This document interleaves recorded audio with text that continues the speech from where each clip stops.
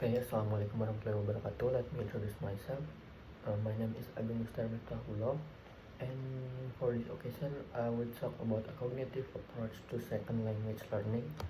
Uh, the course is second language acquisition.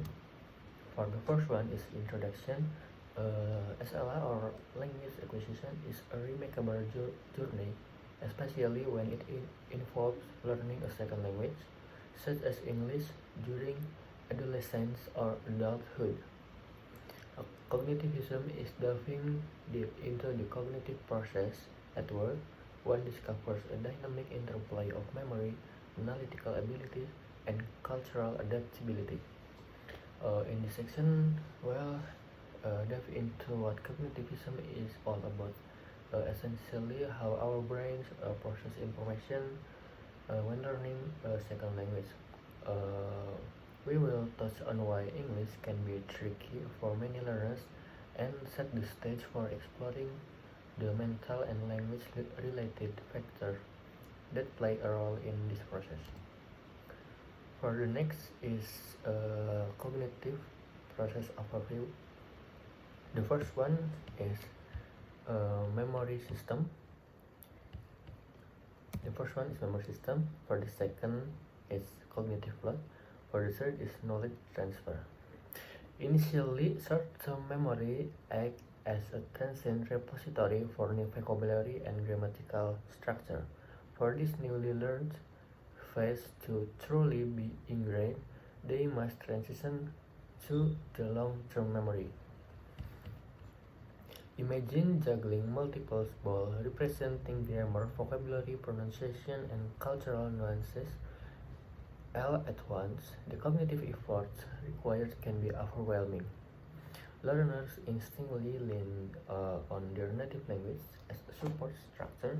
However, this reliance can sometimes backfire, leading to what linguists term as interference. Let's zoom in the key cognitive process. We are talking about memory, how we handle the mental load of learning a new language, and how our exciting knowledge can either help or hinder our process. It's like understanding the nuts and bolts of how our brains learn language. For the first one that I say is the memory system. The short-term memory acts as a transient repository for new vocabulary and grammatical structure. It's akin to a scribble pad where learners jot down novel linguistic elements. Long-term memory is facilitated by constant repetition and the meaningful application of the language in various contexts. The more one uses and encounters a particular word or rule, the deeper its imprint becomes in the memory. We will discuss the importance of memory. Think of short-term memory as a temporary notepad, but new words and grammar rules.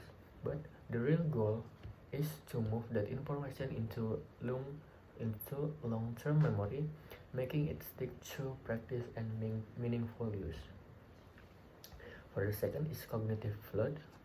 The challenge from cognitive flood is cognitive effort required can be overwhelming. This is especially true for the English language with its vast lexicon and idiosyncratic rules and mitigation. Effective pedagogic methods involve breaking down information into digestible chunks and presenting it in a graded manner. The step-by-step approach ensures that learners are not swamped and can assimilate information at a comfortable pace. Learning a language involves juggling many different things. We will discuss that it can be overwhelming, especially with a complex language like English. I will explain some strategies to make things more manageable, like breaking information into smaller pieces. For the third is knowledge transfer. The positive transfer is learners instinctively learns on their native language as a support structure. Drawing parallels and using it as a reference point, this can be beneficial as it provides a familiar framework on which new knowledge can be scaffolded. The negative transfer is when structure on vocabulary from the first language inappropriately seep into the second, leading to error. For example, for instance, a Spanish speaker might mistakenly say I am 25 years instead of I am 25 years old when expressing age in English. Well, look at how your native language can both help and hurt you. On the one hand, it can provide a foundation. On the other hand, it can cause interference when you apply rules from your first language incorrectly to English. For the next is linguistic mechanism overview. Now let's shift gear to the linguistic side of things, which includes our awareness of sounds, our understanding of word structure, and how we put sentences together. We will also touch on how we use language in social situations. For the first one is phonological awareness, refers to the ability to recognize and manipulate the sound structure of a language. Is a critical cognitive skill, foundational to the process of reading and understanding the nuance of language pronunciation. English, in particular, has a plethora of vowels and consonant sound that might not find counterparts in many other languages. For example, the th sound, as in think or that, is particularly tricky for many non-native speakers. A Japanese speaker might grapple with the English R and distinction.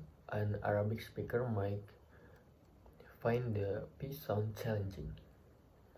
I will explain that phonological awareness is all about recognizing and playing with the sound of a language, which is extra important in English because it has so many sounds that some learners might not be used to.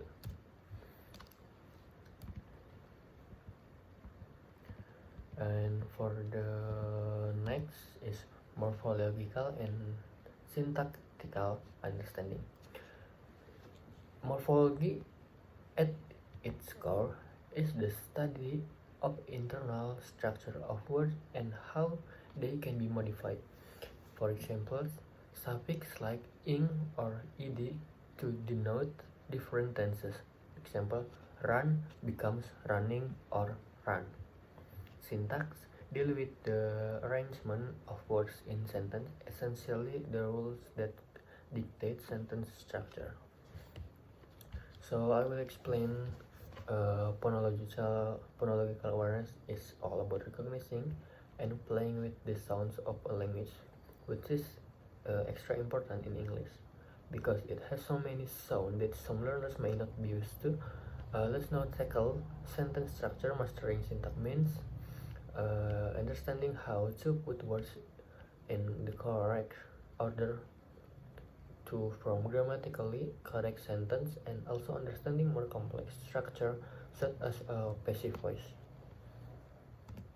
And for the next is pragmatic skill.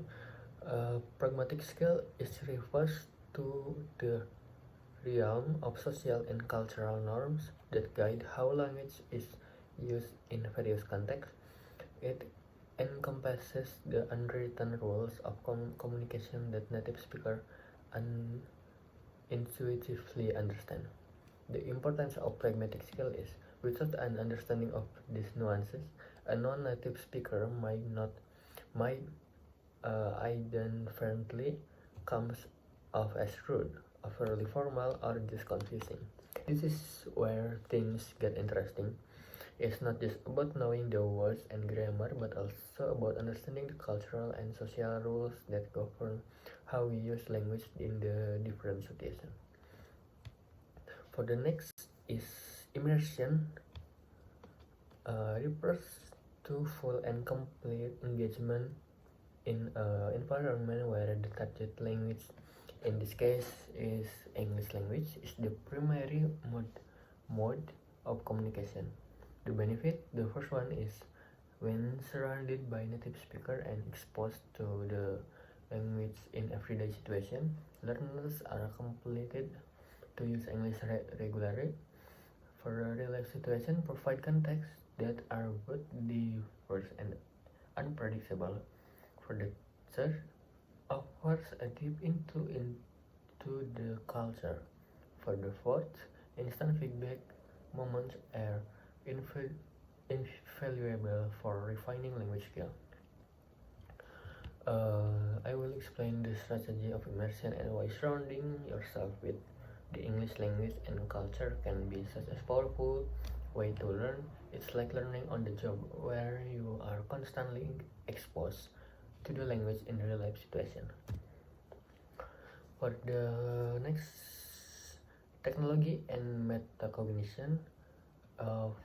Technology is like language learning apps, online course, and virtual exchange have revolutionized the way we approach language studies.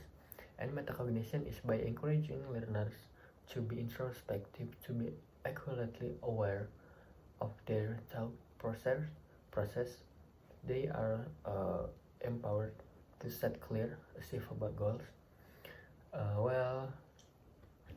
Exploring using technology as a tool and thinking about your own learning process, it's about using all the resources available to you, whether that's apps, online course, or simply reflecting on how you learn best. Okay, for the last slide is conclusion. Understanding cognitive vision offers valuable insight into how learners acquire a second language, especially English cognitive process like memory, cognitive load, and knowledge transfer, combined with linguistic mechanisms such as phonology, morphology, syntax, and pragmatic are key to mastering English. Effective strategies like immersion, technology, and metacognition empower learners to enhance their skills. By applying these principles, both learners and educators can create more engaging and successful language learning experience. Cognitivism helps unlock the potential for fluency and cultural understanding in English acquisition. Thank you very much for your attention. Sorry for any mistake. Wassalamualaikum warahmatullahi wabarakatuh.